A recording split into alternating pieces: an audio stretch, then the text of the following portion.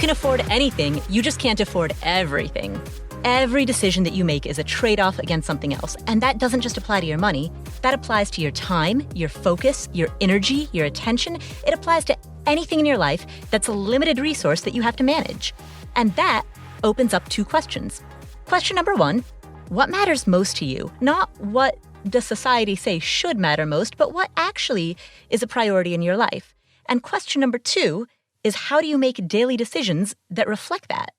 Now, answering these two questions is a lifetime practice, and that is what this podcast is here to explore. My name is Paula Pant. I'm the host of the Afford Anything podcast.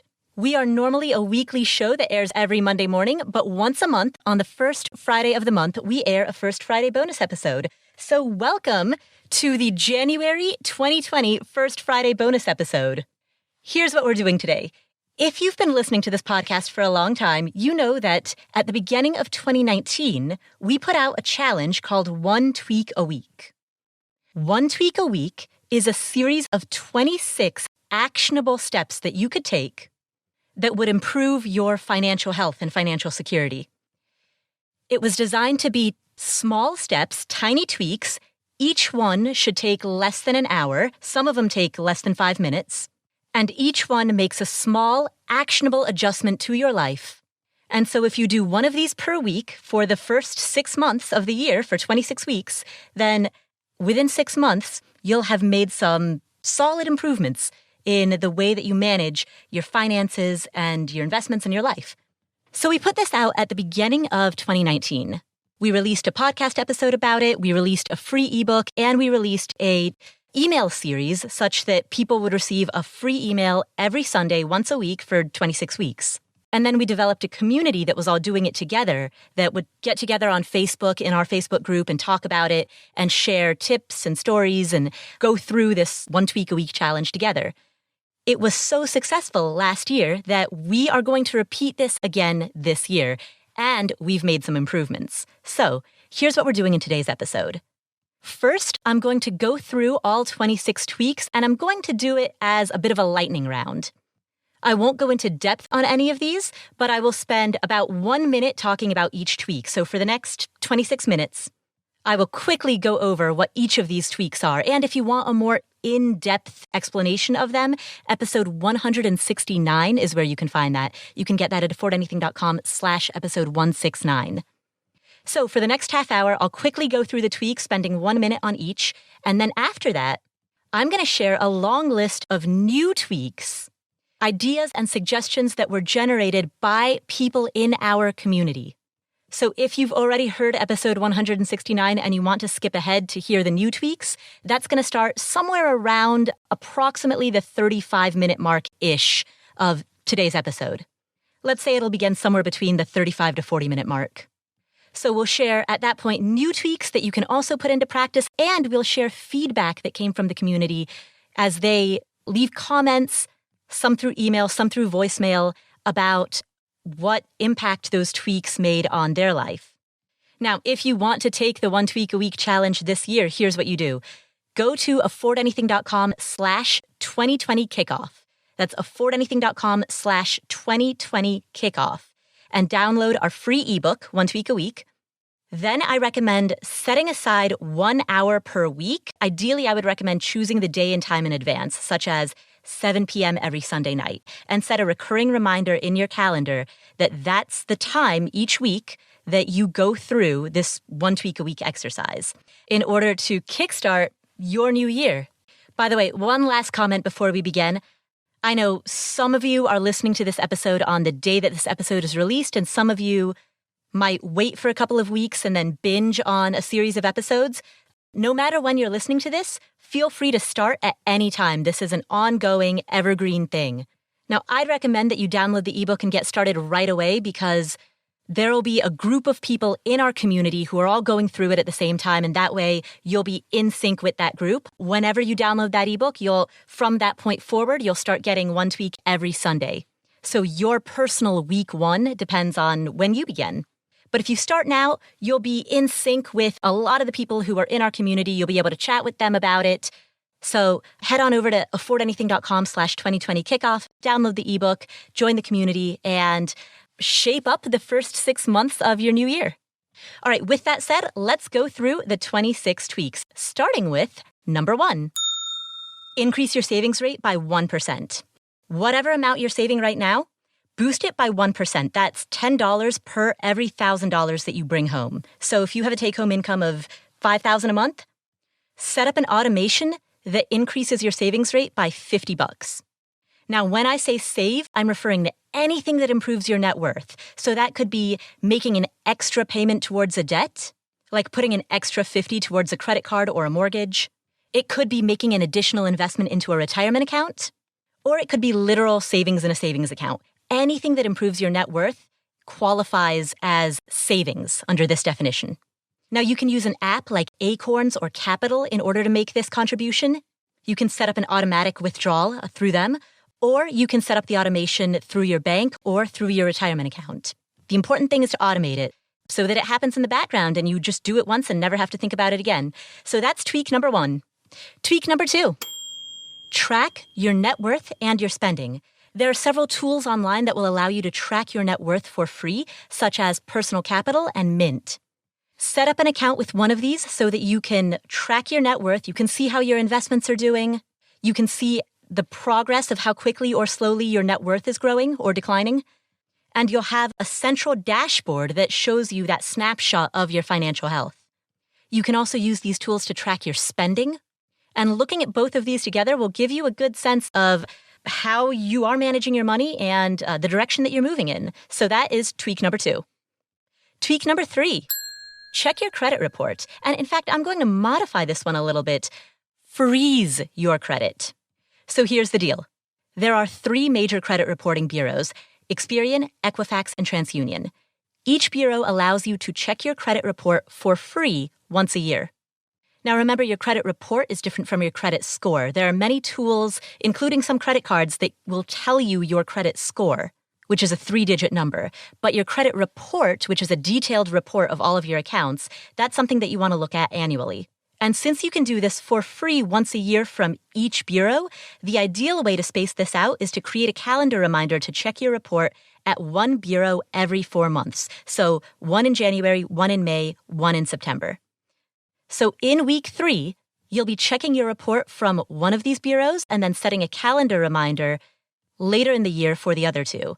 Now, as extra credit for this one, you can also freeze your report. It used to be the case that you would have to pay to freeze and unfreeze your report, about $10 to $15 per freeze and unfreeze. But recently, the rules changed such that you can freeze and unfreeze for free. Now, in the second half of today's episode, I'm going to share my own story about this because during an interview on this podcast, I learned about the new freezing and unfreezing for free during our interview with Jill Schlesinger, which was on episode 182. Because of that interview, I froze my credit, and just recently, about 2 weeks ago, that saved my butt. So in the second half of today's episode, I will share that story. But right now, since we're in the 26-tweak lightning round, that's all I'm going to say. So week number 3 is check your credit report and freeze your credit. Week 4, have a throwaway day. What you want to do is train yourself to dislike clutter. And you're going to do this by getting rid of a bunch of your junk. So spend 1 hour purging your closets, basement, garage, attic. If there are things that are gathering dust, get rid of them. Take a picture if you have some sort of sentimental attachment to it, but get rid of it and separate it into 2 piles, donate and sell. We're going to talk more about what to do with the sell pile in the following tweak, but the reason that we're doing this in week number 4 is that this trains your mind to view these items as clutter and junk. And so once you start getting into the habit of discarding items, you may find that you're less likely to want to buy more stuff because you start looking at purchases as, is this just another knickknack that I'm going to have to throw away later? So week number 4 is spend 1 hour decluttering. Tweak number 5, sell one item. Pick one item that you decided to discard last week and sell it on Craigslist, eBay, or Facebook Marketplace, or some similar website like that.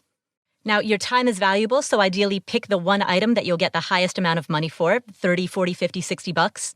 And the purpose of this tweak is twofold. Partially, it is that extra pocket cash, but again, partially, it's to train your mind to not want to acquire more stuff in the future because that stuff eventually just becomes burdensome. It becomes clutter that you then have to get rid of or go through the hassle of selling. And so that is tweak number 5.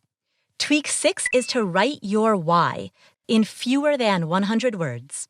Write down why you're motivated to improve your financial life. What is the bigger purpose behind this? Do you want the freedom to quit your job and travel the world? Do you want a stronger safety net for yourself and your family in case there's a medical emergency or a job layoff? Like, what is the point of this? Why are you investing? Why are you saving? Write that down in 100 words or less and put this reminder somewhere that you can see it. Make it the wallpaper on your phone. So that is tweak number 6. Now, tweak number 7. Save 1 additional percent. So at this point, it's been 7 weeks, nearly 2 months, since you boosted your savings rate by 1%. Remember, that was week 1. So now, 7 weeks later, it's time to boost your savings rate by 1% more. So you're going to increase your automatic contributions into a savings account, into a retirement account, into some type of a debt payoff. You're going to increase this by 1 additional percent of your income. Now, because we're stepping up your savings rate gradually, just 1 extra percent every 2 months, it's designed so that you don't feel the pinch. It's just $10 per every 1,000 that you make. No big deal, you won't feel it, but if you continue increasing your savings rate by 1% every 2 months, then by the end of the year, you're saving an extra 6%. So that is tweak number 7. Tweak number 8, research your salary. Go to a website like Glassdoor.com, Salary.com, or the Bureau of Labor Statistics and find the average compensation of people who are in your industry or who have your role. This information is going to come in handy when it's time to negotiate with your boss for a raise. And remember, if you work for a small company, if your company doesn't have that wiggle room to give you a raise, you might be able to increase your compensation in other non-monetary ways. So if your company doesn't have the budget to boost your paycheck, maybe they can give you extra vacation days. Or maybe they can let you work remotely 1 day a week. In any event, having that knowledge, that information about your salary will be extremely useful when it's time to negotiate. And so that is tweak number 8. Tweak number 9, create a catchphrase.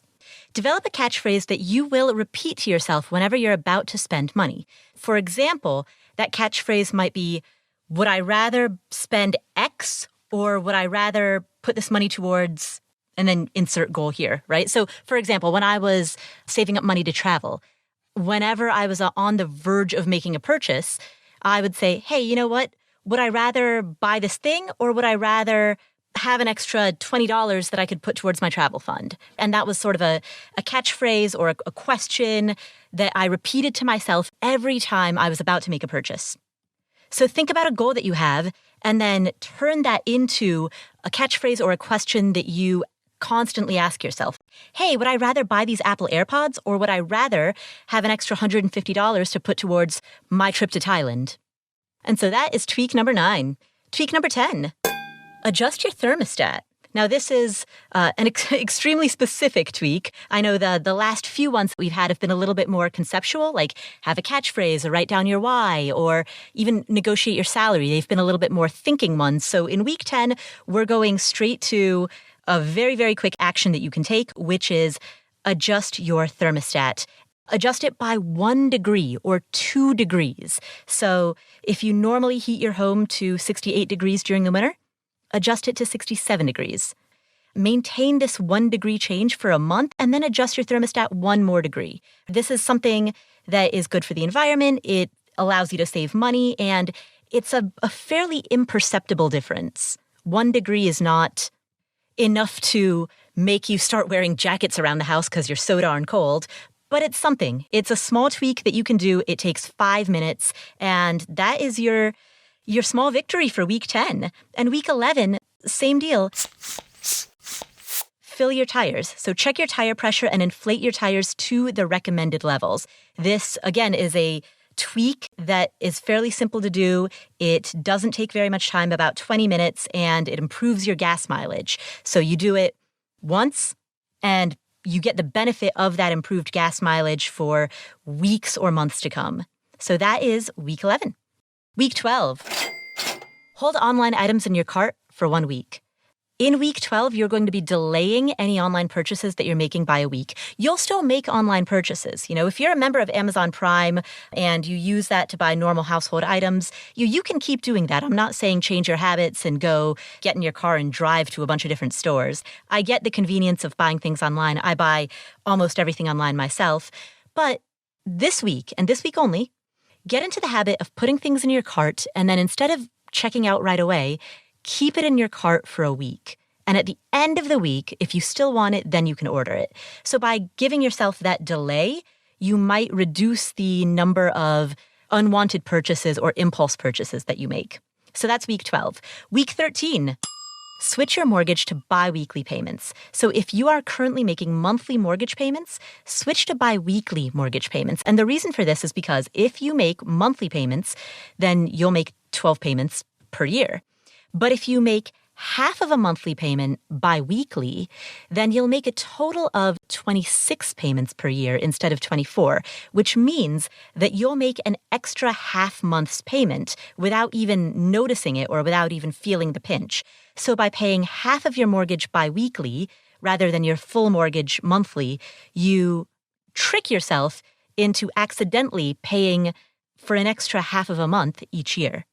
Now, this allows you to repay your mortgage faster, it shaves off the total amount of interest that you'll pay over the life of the loan, and it automatically sneaks in a little bit of extra savings that you won't even feel or recognize. So that is week 13.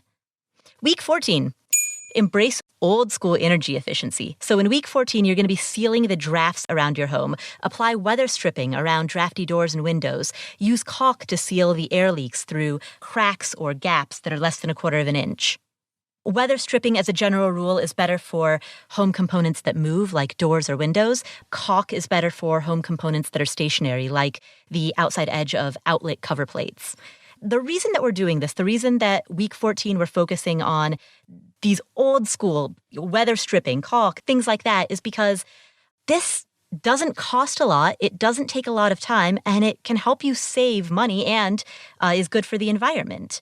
There are a lot of much more expensive ways to make your home more eco-friendly. You can replace your windows if you live in an old house that has really old windows, or you can add solar to your roof depending on where you live and whether or not your roof is a good solar candidate. Those types of upgrades are very expensive, and a lot of times people overlook the cheap, simple tasks of caulk, weather stripping, spray foam insulation. Those kind of improvements cost less than $20, takes an hour, and has a payback period that's almost immediate. So that's week 14. Week 15, choose a good savings account. In week 15, you are boosting your savings rate by an extra 1%. Because remember, the last time that you did this was week 7. So it's been 8 weeks since the last time that you did this. So week 15, time to boost your savings rate by an extra 1%. And in week 15, you're also going to make sure that your savings, the savings account that you have, is at an institution that has free checking and savings account and pretty decent market competitive interest rates. That way, while your money is sitting in savings or sitting in a checking account, it's still working for you. So that is tweak 15. Tweak number 16. Start thinking about your estate plan. Now, this is one of those tweaks where actually building out an estate plan is going to take a lot more than an hour. This is not just a quick thing that you can do. But if you haven't even begun thinking about it yet, I want you to at least spend 20 or 30 minutes today sitting down and thinking about how you want to approach the process of creating an estate plan. Do you want to use a template from the internet, using a template from a website like Nolo or some type of fill-in-the-blank legal document? Or do you want to hire an estate planning attorney? How do you want to approach this? Who needs to be involved in the conversation? Do you have a spouse or partner that needs to be involved? Do you have a financial planner or a CPA who you want to talk to about this? Start the process of thinking about how you are going to create an estate plan, because that's an incredibly important and under-discussed component of financial planning. So you're not going to get that process completed today or in week 16, but at least get it started. So that is week number 16. Week number 17 is to create a charitable giving plan. And I actually have a story about this that I'm going to tell in the second half of today's episode after the lightning round as well. In week 17, as you are creating a charitable giving plan, first I want you to decide how much money you want to give. Pick a target goal, whether that's a percentage of your income or a specific dollar amount. How much do you want to give this year? After that, step 2 is to pick or at least brainstorm some possible charities or nonprofits that you would like to donate to. And you can research nonprofits on websites like Charity Navigator, Charity Watch, GiveWell, and the BBB Wise Giving Alliance. And step 3, create a plan for how you will distribute these funds. So do you want to make monthly contributions? Do you want to create a donor-advised fund? Do you want to give to the same charities every year, or do you want to switch it up year by year? Creating an overall vision and overall plan for how you want to manage your charitable giving, that is week 17.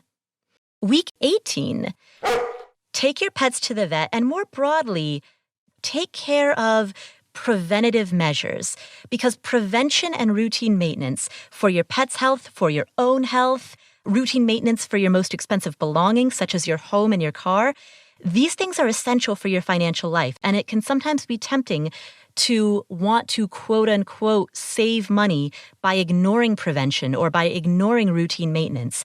But that is only more expensive down the line. And so week 18, specifically, what I put in this ebook is, hey, take your pets to the vet. But really, that is one example of this bigger picture in week 18 of paying attention to preventative care and routine maintenance and performing at least one task that's related to that preventative care and that routine maintenance, whether it's for your pets, for your home, for yourself. Your focus on that is your task for week 18. Now, week and tweak number 19 is to pick one metric and track that. So choose one metric. It could be your weekly side hustle income. It could be your monthly debt payoff rate. Start tracking this one number. And the reason that I say choose one metric is because if you track too many metrics, mentally you spread yourself a little bit too thin, right? If you pick one single metric that you want to start tracking, decide what metric you want to track, figure out what this number is today, and then set a calendar reminder to check back on this metric on a daily or weekly or monthly basis. Then you will have some objective unit of measurement that you are constantly trying to improve. So maybe that metric is your side hustle income. Maybe you want to improve the month-over-month growth of your side hustle income. Great, that's your metric. Maybe you want to reduce the amount of money that you spend at restaurants. So we're not talking about your overall budget. We're specifically talking about your restaurant spending. And maybe you want to see a monthly reduction in that. Like every month, you want it to be a little bit less than the previous month, right? That's your metric. Start tracking that. So pick one metric and track it. That's week number 19. Week 20, make a list of annual expenses. There are a lot of expenses that most of us face every year, such as holiday travel, holiday gifts, birthdays, traveling for family reunions, summer camps, classes, seasonal expenses like getting snow chains for your tires. Oftentimes, when we plan our monthly budget, we forget about these one-time annual costs. A lot of people, when they're budgeting, are great at thinking about recurring monthly costs like groceries, utilities, their rent or mortgage, and they are good at setting aside an emergency fund for those rare occurrences that you can't reasonably predict. But the thing is, there are also annual expenses that you can reasonably predict. Holidays, vacations, family reunions, those are things that you can predict. So week 20 is to make a list of those annual expenses, add those up, find out how much they cost per year, and then divide by 12 and start setting aside that money every month so that you have a bucket for those annual costs. So that's week 20. Week number 21. Be honest about the difference between can't versus choose. Oftentimes I hear people say, I can't afford it or I can't do it.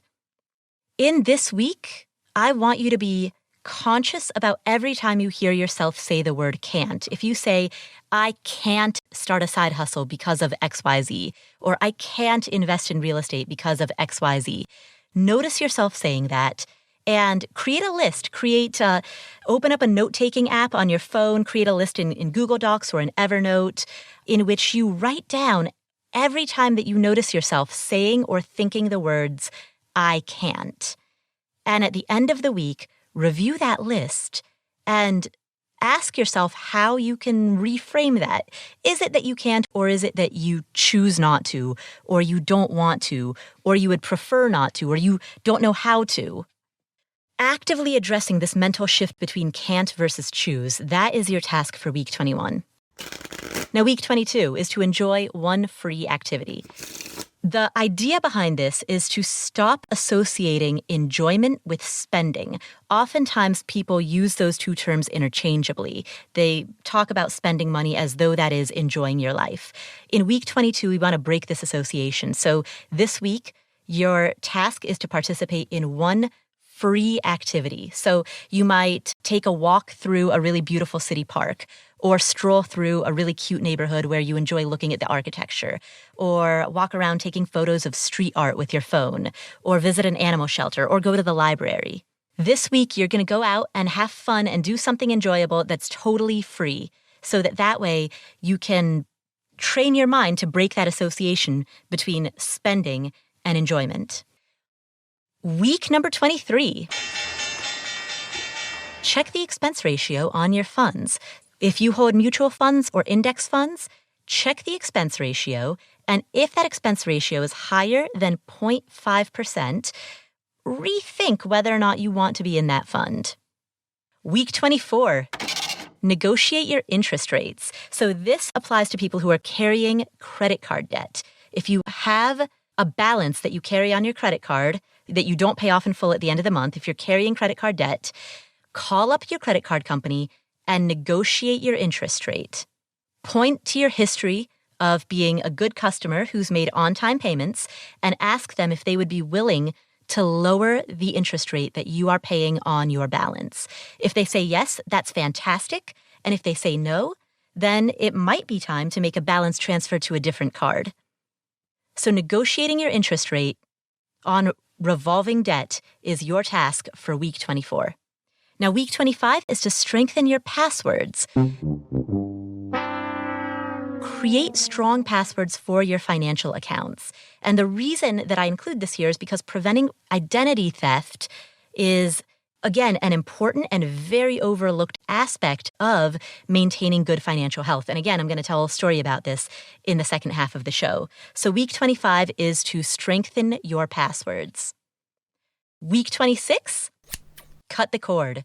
If you have a cable package, cut it immediately. Downgrade to an internet-only, no cable package, and then fill that void with a subscription to something like Netflix or HBO Now or Hulu.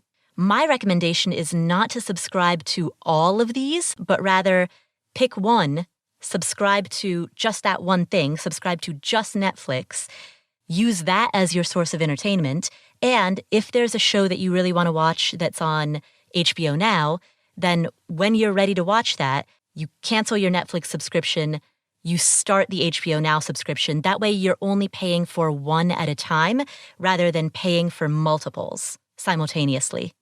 I actually just did this. I was paying like $15 a month for HBO Now, and at the end of December, I ended that subscription, and then when it ended, I then initiated a Netflix subscription.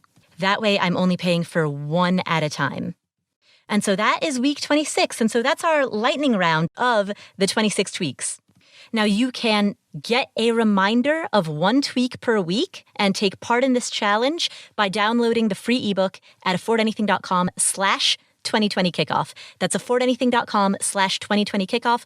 You'll get a free ebook outlining all of these. You'll get a weekly email with a reminder for each tweak. And you can join our online community where you can talk to other people about their experience with the tweaks. Now, here are some additional tweaks that you can take. I want to give a shout out to Sandy. Sandy is part of our Facebook community. If you would like to join that, you can do so by heading to affordanything.com/Facebook. That will get you to our Facebook group. Sandy left a fantastic message in which she said that she met with her investing group and they came up with many more tweaks. And so here are some of those tweaks. Number 1, open an account on SSA.gov and look at your Social Security estimate. SSA.gov is the website for the Social Security Administration. And when you create an account there, which you can do for free, you can see how much money you are estimated to receive from Social Security based on your current snapshot, based on the amount of money that you've contributed into the system up to this point in your life. Setting up an account on SSA.gov and checking out that estimated Social Security payout is a good way of getting that knowledge, getting a handle on how much money, in terms of your retirement planning, your long-term retirement planning, how much money you think you might get from Social Security as things currently stand. Number 2, speaking of retirement, run a retirement estimator such as Fidelity's to see if you are on track. Now, Fidelity has a great tool. It's called the Fidelity Retirement Score, and we'll link to this in the show notes. So the show notes are going to be available at affordanything.com/episode 234. And all of the links that we're mentioning here, including SSA.gov, the Fidelity Retirement Score, and of course the ebook at affordanything.com/2020kickoff, all of those will be included in the show notes. You can access the show notes at affordanything.com/episode 234. Back to the Fidelity retirement tool, they have this great tool in which you answer 6 very simple questions about yourself. How old are you? How much money do you already have saved for retirement? How much money are you currently contributing per month for retirement? What's your investing style in terms of conservative, moderate, aggressive? And based on all of that information, they will show you a score that shows the likelihood that you will have the money that you need for retirement. Now, one drawback with their tool is that they estimate your spending based on your income. That's a bit of a pet peeve of mine. A lot of retirement planning tools do that. They automatically assume that your spending is a certain percentage of your income. And of course, if you are in the financial independence community, you understand that that does not have to be the case. You do not have to spend a given percentage of your income.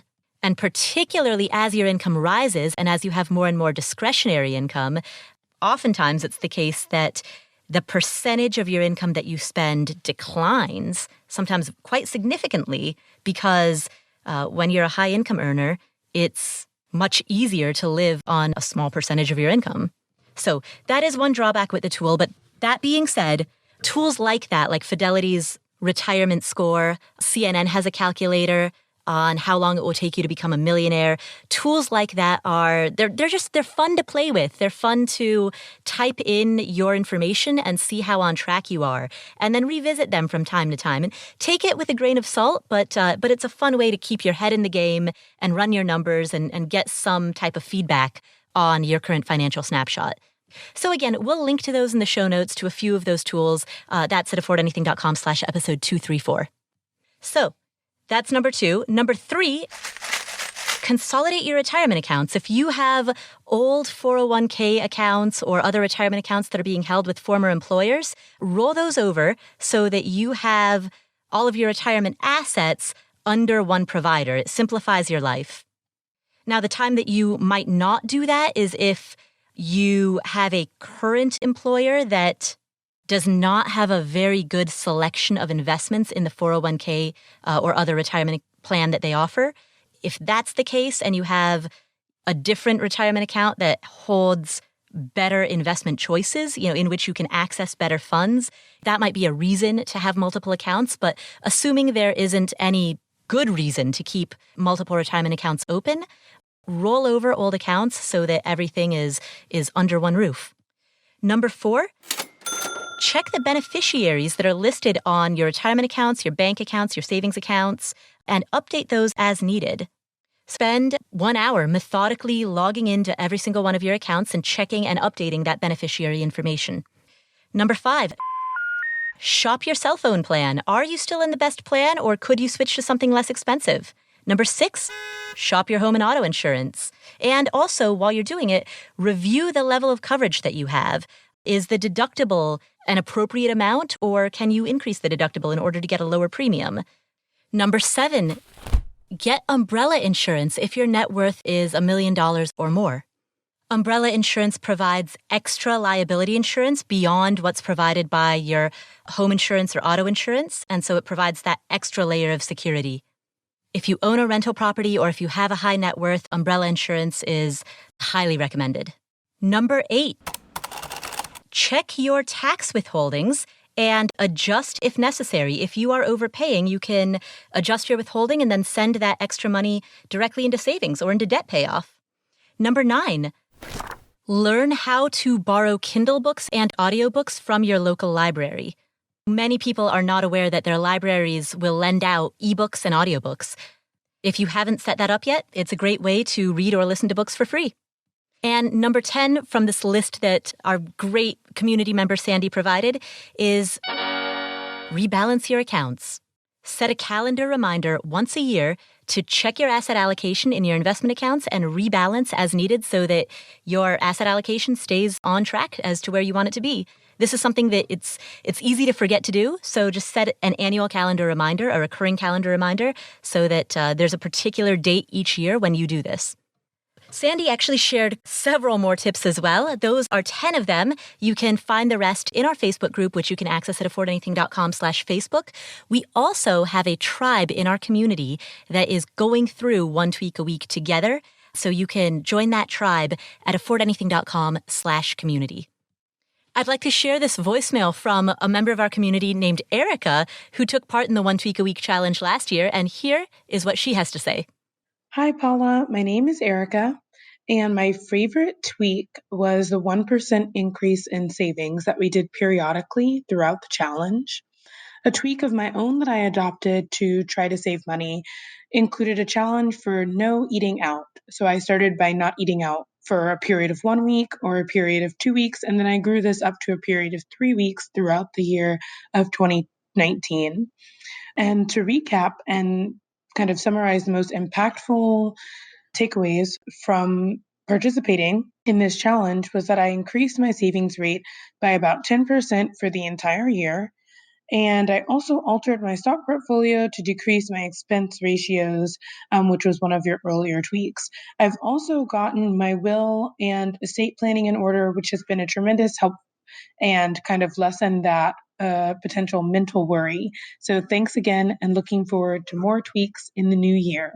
Erica, congratulations, a 10% savings increase. That's incredible. So huge congratulations to you. I am super excited for you to go through this again this year and see what else comes out of it, what new comes out of it, what more further improvements you'll make, because you've already done such a great job. So huge congratulations to you, and thank you so much for sharing your story. I love your no restaurant challenge, by the way, and I love the way that you planned it, the way that at first it was just 1 week, and then you increased it to 2 weeks, and then further. So it made it manageable. You took baby steps, and you saved so much money by not going to restaurants. So love what you've done. Thank you, Erica. We also received an email from a woman named Amanda who had this to say. She said that her favorite tweak was listing one item for sale. And her comment was, quote, "I've been able to further declutter my home as well as get money for items that are in great condition that I no longer need. I've always been a minimalist. Now I'm a minimalist with deeper pockets." In terms of, we asked if there are any tweaks of her own that she introduced into the challenge, and she said, "Being clear about my financial goals with friends and family, as well as putting a time limit on my thrifty ways, has improved my relationships. They've worked with me to find cheaper or free activities." That's great. So it sounds like, Amanda, it sounds like this One Tweak a Week challenge has also helped you improve your relationship with friends and family, because now you're clear with them about what your values are, you're working together, you're creating boundaries around the time that you're spending on it. It sounds like a very healthy approach. That's excellent. And then Amanda also said in her email about a recap of her experience. She says, quote, "I've been more mindful of saving for retirement, and I've gotten in the habit of checking my credit score and being honest with myself about my financial position." That's awesome. Thank you, Amanda, for sharing that. I want to share a story of 2 things that I did that made a huge difference in this last year. One of them was freezing my credit report, and the other was setting up a donor-advised fund. So I'm going to talk about both of those right now, starting with freezing my credit. Now, this is something that I had avoided because in years past, freezing your credit and then lifting that freeze on your credit whenever you wanted to apply for a loan cost money. It cost about $10 to $15 per freeze and lift. And so as a result, fewer people did it. I didn't do it. And as a result, those of us, myself included, who didn't freeze our credit, we were more vulnerable to identity theft. The reason for that is that identity thieves often use the information that's on your credit report in order to steal your identity. So if you freeze access to your reports, fewer people can see your reports, which means identity thieves might not be able to access it. They might not be able to see it. They might not be able to get the information that they need. In addition to that, if your credit is frozen, then it is much more difficult for an identity thief to open a credit account in your name without your consent. By default, everybody's credit by default is not frozen, which means that if a person had enough information about you, if they had your name, address, date of birth, social security number, they could open up a credit card in your name or take out some sort of a loan in your name fraudulently without your knowledge or consent, and that could lead to a whole heap of trouble. Freezing your credit makes it much, much harder for anyone to do that. I won't say impossible, but next to impossible. It makes it extremely difficult for anybody to be able to open up a loan in your name because you have to be the person who actively lifts that freeze.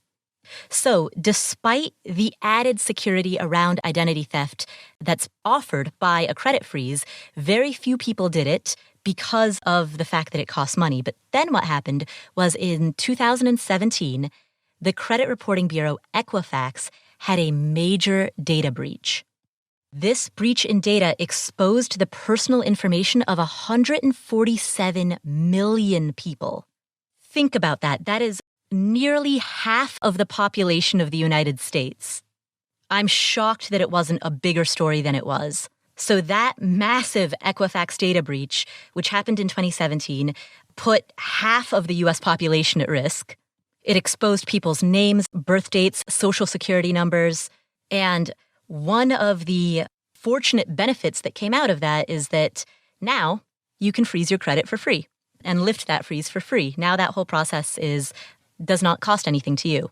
So I learned about that. I learned the fact that freezing your credit is now free in March of 2019 on this podcast when I interviewed CBS News analyst Jill Schlesinger. And after that interview, I went and froze my credit. So the process to do that is a little bit cumbersome because in order to do that, you have to go to the website of each of the three credit reporting bureaus, Equifax, Experian, and TransUnion. So you go to each website separately and you request to freeze your credit. And you have to fill out some forms with your information, your name, your address, your date of birth, your social security number. You have to prove your identity. And then you create an account, you freeze your credit, and they'll give you a PIN or a password that you can use whenever you want to come back and temporarily lift that credit freeze in the event that you're applying for a credit card or refinancing your mortgage. So the process for me took about 45 minutes. I froze my credit. Everything was good. Life went on as usual. And then in December of 2019, so last month, I received a card from the U.S. Postal Service. And this card is a confirmation of change of address. This thing from the Postal Service says, hey, we're confirming that we received your change of address request. For security purposes, we are not showing the new address, but this is a mailing that we're sending to the old address to confirm that change of address. Well, I never requested that. That was a fraudulent change of address. So somebody fraudulently filled out a U.S. Postal Service form that then diverted mail away from my address and towards some other address. I don't know who and I don't know where, but somebody fraudulently filled out one of these such that my mail would no longer go to me.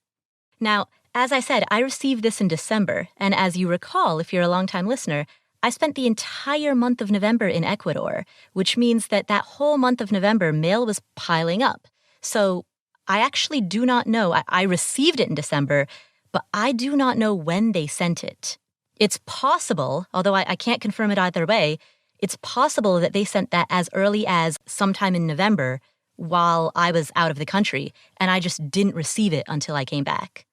So who knows how long this had been going on. So when I saw it, of course, I immediately got concerned. I called the U.S. Postal Service right away. I reported it as fraudulent. And then they asked me, hey, have you had any fraudulent activity on any of your other accounts? So I checked my credit card, and sure enough, there are about $1,200 of fraudulent purchases that have been made using my credit card number. Many of these were items that get shipped, so I'm assuming that what probably happened was that the scammers used my credit card number to place online orders that then got shipped to whatever change of address they filled out. Now, if somebody had this much information about me, they had my credit card number, they had my address, they had my name, date of birth is very easy to find. It's all over Facebook. It's all over the internet. It's highly likely that this might be the type of scam, or these might be the type of scammers that might steal my identity or try to open up new accounts in my name. There's no way to know that. I can't prove that or disprove that. But if they are going to the trouble of fraudulently filling out a change of address form, it's not a far stretch of the imagination that they might have tried to fraudulently open up new lines of credit in my name, fraudulently take out a credit card in my name. Fortunately, I had frozen my credit, and so that didn't happen.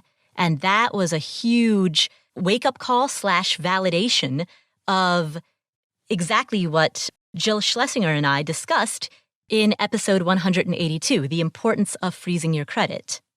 And it also reconfirms and validates the importance of checking your credit report regularly, once per credit reporting agency every 4 months, which is included in One Tweak a Week.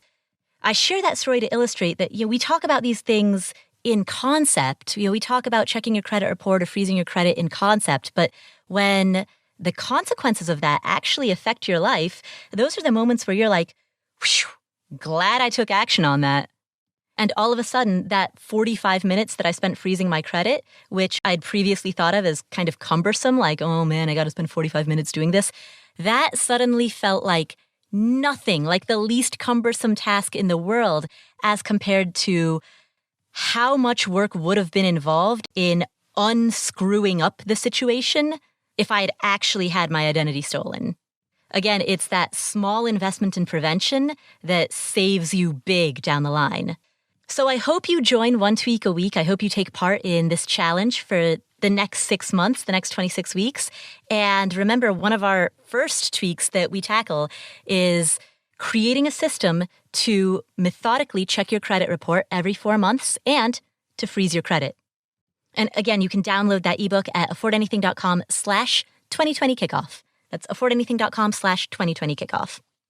All right, final story today before we wrap up. The other major change that I made in my financial life in 2019 is that I set up a donor-advised fund. This idea actually came out of a podcast episode that I recorded this year.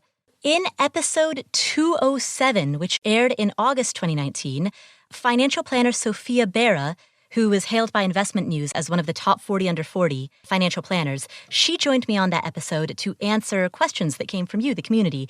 And one of the questions that she and I both answered is about long-term giving and charitable giving. Within her answer to that question, she mentioned that she had a donor-advised fund and that one of the benefits of that for her was that it simplified record keeping, because when she makes charitable contributions, even if they're small amounts, even if she's donating $50 or $100, she can make that contribution directly from her donor-advised fund, which means that if she donates to a wide variety of charities, then instead of having this huge shoebox of receipts that she has to organize and put into a Dropbox folder and keep track of and input things on a spreadsheet, instead of that whole bookkeeping and administrative mess, she simplifies things by just making those donations out of a donor-advised fund so that way the record keeping is really simple.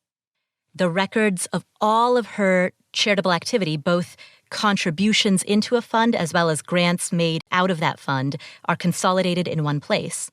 So I thought about that quite a bit after she said that, because I often will make small contributions, $100 here, $200 there, and it is cumbersome to then create a spreadsheet that says like charitable contributions 2019, and then you have one column that's the amount, and another column that's the name of the organization, and another column that's the tax ID of the organization, and then that spreadsheet has to go in a Dropbox folder that also has uploads of receipts or confirmation forms or some sort of documentation.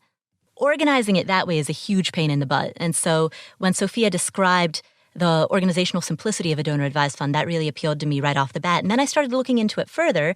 And one of the other major advantages of having a donor-advised fund is that you get the full tax benefit in the year in which you make the donation, which means that let's say you're not sure what charities you want to give to, but you know that there is a certain pool of money that you want to use for giving.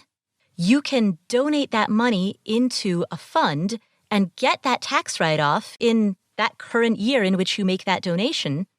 And then that money can grow. It can be invested in a low-fee broad market index fund inside of your donor-advised fund, and it can grow while you're contemplating what organization or groups you want to give that money to. So it separates the pledging of the money to charity from the decision about which charity gets it. And so if you remember when we went through One Tweak a Week, how I talked about creating a plan around charitable giving. And one of those steps, that first step, was deciding how much money you want to give, whether it's a percentage of your income or a certain raw dollar amount, right? That's the first step.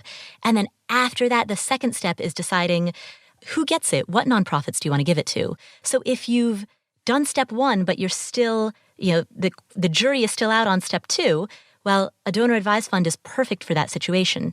Now, the third thing is if you have variable or volatile income and you have 1 year in which your income is particularly high, you can batch your charitable giving. You can give a larger percentage of your income or a larger raw dollar amount in a year in which your income and therefore your taxes, your top marginal tax bracket, is high. So you can make a big donation in that high income year and essentially donate in advance of the next year or the next 2 years if you think that your income in one given year is going to be significantly higher than your income in the following years. And certainly if you plan on retiring early and so you think there's going to be a big drop in your income, then it makes sense to create that donor-advised fund while you're still working, because that's when you're in a higher tax bracket. Batch or front load the next 5 years, 10 years, 15 years worth of donations during your working years. And then once you retire and your income significantly drops, you can then decide how to grant or distribute that money. And so what I did this year, and of course I waited until the very end of December, I opened an account at Schwab Charitable, and I donated $15,000 into that donor-advised fund. And here's what's cool about this. That $15,000 is the current fair market value of assets that I held in a taxable brokerage account. So I have investments in a taxable brokerage account at Schwab. They've appreciated significantly over the span of many years, which means if I were to sell out of those assets, that would trigger long-term capital gains tax. But instead of doing that, I could instead donate those investments into a donor-advised fund, and I get a tax deduction of the full fair market value, the $15,000 that I put into the donor-advised fund, rather than the cost basis that I had initially paid. So that's another way of saying that by virtue of donating appreciated assets into that donor-advised fund, I was able to circumvent the long-term capital gains tax that I otherwise would have paid. And that's to the benefit of the charities that will ultimately receive this money, right? Because I don't have to pay long-term capital gains tax on those gains, that means that the charities, the nonprofits that receive this money, get the full amount. So to be clear, I am not transferring that tax burden. The nonprofits are not going to have to pay the long-term capital gains tax. Nobody has to pay it. The nonprofits get the money, and the long-term capital gains tax on those assets goes away. So if you are interested in opening one, I've just outlined a lot of the benefits of opening one in terms of the tax advantages, the income strategy. Now, I will say in fairness, the drawback to a donor-advised fund and the biggest criticism that people lob against these funds is that there are a lot of great nonprofits that need money now. And so there are critics who will argue like, hey, it's not fair if you put money into a fund, you get the tax benefits of making that donation, but the charity hasn't received it yet, and you're delaying that charity getting the money. That's the biggest criticism that I've done a lot of reading about this, and that's the biggest criticism that I've heard. And that is a fair criticism if you let the money just sit there indefinitely forever and ever and ever. But that said, you could use a donor-advised fund to create a short delay, 6 months, 8 months, while you're evaluating different nonprofits, or you could use a donor-advised fund to effectively create an endowment. So if you make a big contribution, let's say you put $100,000 into a donor-advised fund, put that money into broad market index funds inside of the donor-advised fund, allow it to grow, and then start making grants out of it using the 4% rule. So if you make a big enough contribution to a donor-advised fund, you could, in effect, create an endowment that creates a long-term sustainable stream of income that charities can receive. Now, not every fund will allow you to do that. Some funds actually have limits on how long money can stay inside of a fund. So there are some funds that will mandate that you start making distributions to nonprofits out of your fund after a given period of time. You could also do a modified version of what I just said, in which you put money inside of a donor-advised fund, invest it, and if you're confident about your ability to manage investments and make a pool of money grow, you invest it until it has grown to a certain amount, at which point you then grant it to the charity or charities of your choice. So while I do understand the criticism of a lot of nonprofit leaders saying, hey, like, we need this money now, please don't delay it, I get that. And it's also true that a donor-advised fund sets up a situation in which those nonprofits, when they do receive money, receive more than they otherwise would. Like I said, the avoidance of long-term capital gains tax is a huge benefit to the nonprofit that receives the money. So if you want to open a fund, you can do so at Vanguard, Schwab, or Fidelity. There are several other institutions as well, but those are the big 3 discount brokerages. And that is what I would consider to be my major tweaks, my major victories of this past year. And for me personally, I do intend to give away that money in 2020. So my next step is to figure out what organizations I want to grant it to. And you'll be hearing more about that in the coming weeks and months. Thank you so much for tuning in. My name is Paula Pant. This is the Afford Anything podcast. You can join the 1 Tweak a Week challenge at affordanything.com/2020kickoff. That's affordanything.com/2020kickoff. Make sure that you are subscribed to this podcast so that you don't miss any of our future episodes. And big thanks to the sponsors of today's episode, FreshBooks, Gusto, Radius Bank, and Blinkist. I hope you're having a fantastic start to your new year, and I will catch you on Monday's episode.